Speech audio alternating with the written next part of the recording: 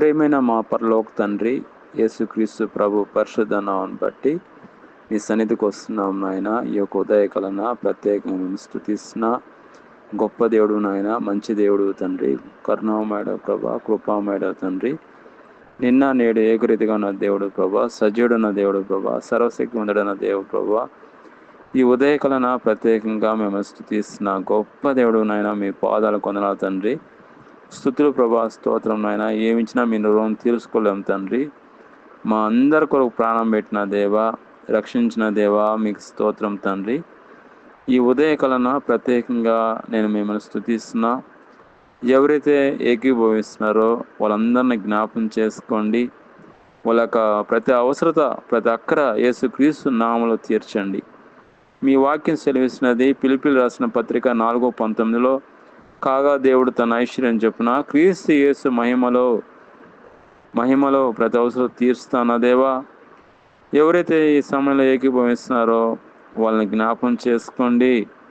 ముఖ్యంగా నాయన జాబ్స్ కొరకు ఎవరైతే ప్రయత్నం చేస్తున్నారో వాళ్ళకి సమృద్ధి అయిన జాబ్స్ అనుగ్రహించండి ప్రభా.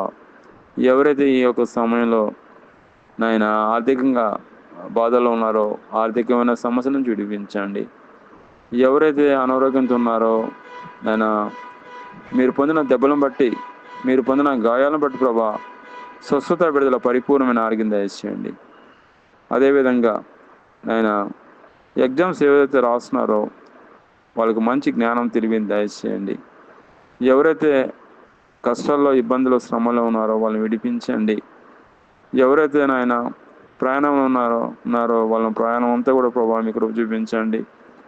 గ్రేస్తో నింపండి, మెర్సీతో నింపండి.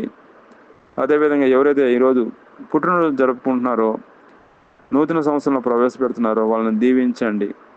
అదేవిధంగా ఎవరైతే పెళ్లి దినం జరుపుకుంటున్నారో ఈ సంవత్సరం అంతా కూడా నేను వాళ్ళని దీవించండి, కాపాడండి.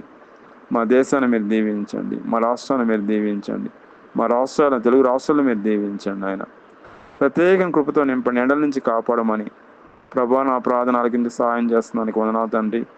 ఎవరైతే ఏకీభవిస్తున్న వాళ్ళందరినీ దీవించమని ప్రభాని యేసుక్రీస్తును ప్రార్థన చేస్తున్నాం తండ్రి. ఆమేన్.